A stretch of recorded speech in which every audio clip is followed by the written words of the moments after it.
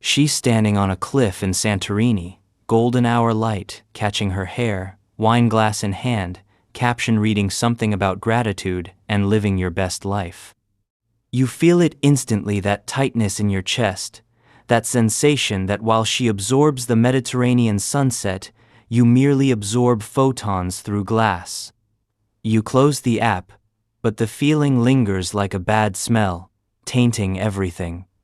You've fallen into a psychological trap as ancient as civilization itself, and as modern as the device still warm in your hand.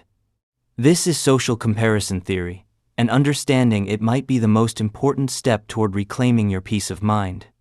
Back in 1954, psychologist Leon Festinger proposed that humans have an innate drive to evaluate their abilities and opinions.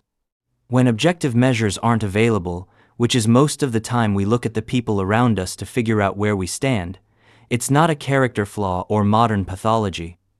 It's hardwired into your brain, a feature that evolved when knowing your rank in the tribe meant the difference between eating and starving, safety and exile. But here's where modern life turns a useful survival tool into psychological warfare. Festinger identified two directions we look. Upward comparison happens when we measure ourselves against those better off, more successful, more accomplished.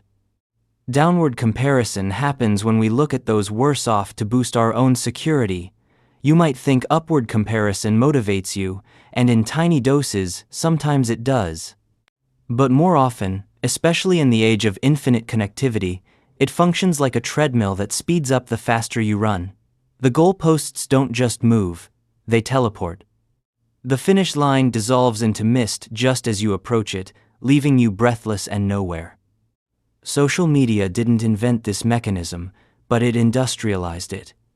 Your great-grandparents compared themselves to maybe 50 people in their entire lifetime, mostly their immediate tribe. They witnessed weddings, funerals, and harvest failures with their own eyes, not through filters. Their comparisons were local, limited, and grounded in gritty reality. Imagine a farmer in 1870. He knows exactly how his wheat compares to his neighbors because they thresh their grain in the same barn. He sees the blisters on the blacksmith's hands, smells the baker's failed loaves. Comparison was sensory, physical, limited by geography and season. When winter came, everyone struggled together. There was no algorithm showing you a stranger's tropical vacation while you shoveled snow. You compare yourself to thousands of curated personas before lunch. Every notification is a potential trigger. Every scroll is a gamble. And the game is rigged because you're comparing your unfiltered reality, complete with morning breath and unpaid bills, to everyone else's highlight reel. The camera angles are better. The lighting is professional. The failures, bad skin days, and overdraft fees are meticulously edited out. Studies show that the average person now spends nearly 2.5 hours daily on social media, running a constant subconscious calculation. Am I thin enough? Successful enough? Is my relationship photogenic enough? Am I enough? The psychological cost is staggering. Research from the University of Copenhagen found that heavy Facebook users were 55% more likely to report feeling stressed and dissatisfied. Another study in the American Journal of Epidemiology tracked 5,000 adults and found that consistently liking others' content correlated with lower mental health, higher anxiety, and reduced life satisfaction. It's causation, not just correlation. When you engage in upward comparison, your brain releases cortisol, preparing your body for a threat that doesn't exist. Do this dozens of times daily, year after year, and you're drip-feeding yourself psychological poison. Your brain doesn't know the difference between a lion chasing you and an Instagram post announcing your college roommate's IPO. Both trigger the sympathetic nervous system, flooding your body with adrenaline and cortisol. But here's the cruel twist. Social media is engineered to create variable reinforcement schedules, the same mechanism that makes slot machines addictive. You don't know when the next dopamine hit or social threat will appear, so you keep checking, keep comparing, keep dosing yourself with cortisol. Over time, this chronically elevated stress response literally rewires your neural pathways, shrinking the prefrontal cortex responsible for rational decision-making while enlarging the amygdala, your brain's panic button. But why does it hurt so much? The answer lies in the hedonic treadmill. Humans adapt quickly to new circumstances, which means the happiness boost from a new job or relationship fades within weeks. We return to a genetic baseline, but the comparison engine keeps running. So you get the promotion, feel great for 72 hours, then see someone else get a better promotion or buy a bigger house, and suddenly your achievement feels like failure. Your brain whispers, "You thought you won, but look, you're still losing." The tragedy isn't that you don't have enough, it's that you cannot see what you have because you're blinded by what others possess. Here's what nobody tells you. Most of what you're comparing yourself to is fiction, as staged as a Hollywood set. That influencer with the perfect white kitchen? Renting the apartment for a 3-hour photo shoot. That entrepreneur boasting about 4 a.m. wake-up routines? Battling depression while performing success for strangers. That friend posting about their perfect marriage. Sleeping in separate rooms and attending couples therapy twice a week. We're comparing our raw reality to curated performances designed to trigger envy, then wondering why we fall short. The comparison becomes a distortion field where reality loses its shape, replaced by a funhouse mirror of half-truths. And it gets worse. Comparison doesn't just affect how you feel in the moment, it fundamentally alters what you value over time, rewriting your desires like a virus changing your code. When you constantly measure your life against others, you pursue goals that aren't authentically yours. You want the house in the right neighborhood, the car with the right badge, not because it fits your needs, but because it signals status in a game you never agreed to play. You become an actor in your own life, performing success for an audience you don't even like, rather than experiencing genuine satisfaction. Consider Marcus, who spent 3 years and $200,000 on law school because his cousin posted about making partner. He hates contracts, despises the hours, but stays because quitting would mean dropping rungs on the ladder he never wanted to climb. Or Jennifer, who renovated her kitchen into a sterile white box she can't afford, ignoring her love of color and cooking, because the renovation influencers made her existing space feel shameful. These aren't choices, they're reactions to invisible scoreboards. The philosopher Arthur Schopenhauer called this the hedgehog's dilemma. We're desperate for connection, but the closer we get, the more we hurt each other with our competitive spikes. But wait, there is a paradox here.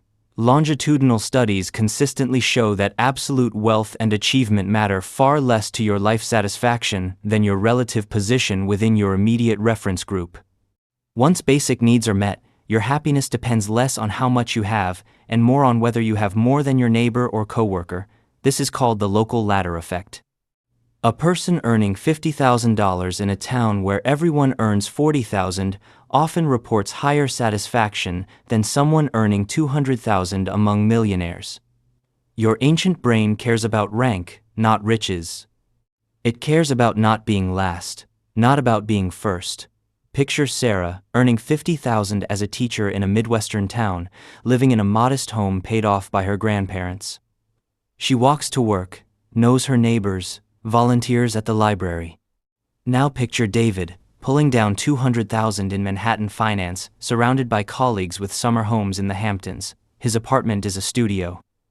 His net worth is higher, but his perceived rank is lower. Studies show Sarah reports significantly higher life satisfaction despite the $250,000 gap in earnings. Your happiness isn't in your bank account, it's in your standing in the room you're actually standing in. So if comparison is inevitable, baked into our neural circuitry like our need for sleep or food, how do we survive it? The answer isn't to stop comparing, that's like trying to stop blinking. The answer is to change the reference point, to hack the system using your prefrontal cortex to override your primitive brain. When you catch yourself looking upward at the Sarahs of the world on their Greek cliffs, consciously shift to temporal comparison. Look at your past self from 5 years ago. Are you kinder now? More skilled? More resilient? Better able to handle stress? That's the only competition that matters, because it's the only one with a finish line you can reach, and the only opponent who shares your exact starting conditions. Think about where you were in 2019. Maybe you were terrified of public speaking, or single and lonely, or struggling with debt. Now, look at you. You might still have anxiety, but you've given 3 presentations this year. You might still be single, but you know yourself better. That debt might still exist, but you've built the discipline to pay it down. That's wealth, that's winning. Or use downward comparison strategically, not to gloat, which creates its own toxicity, but to cultivate genuine gratitude. When you feel the scarcity mindset creeping in, remind yourself that billions of people would trade their most pressing problems for yours in a heartbeat. They would look at your running water, refrigerator, internet connection, and basic safety from war and famine, and see luxury beyond measure.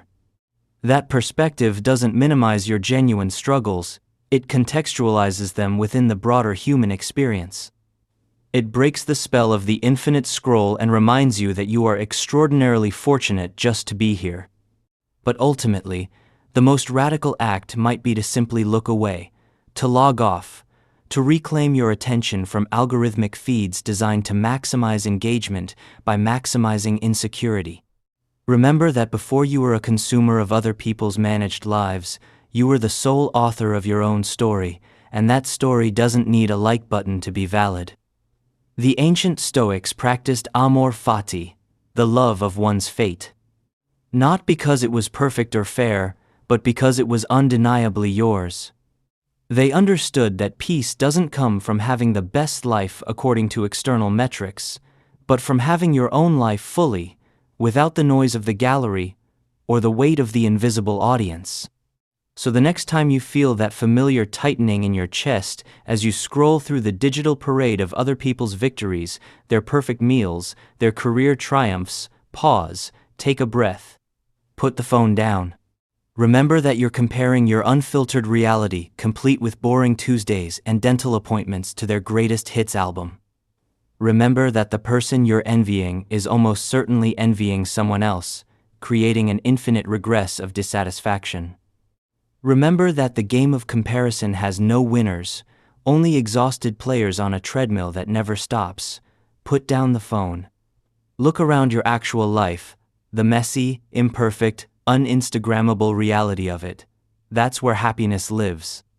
Not up there on the cliff with Sarah, but right here, in the quiet certainty that your life, exactly as it is enough.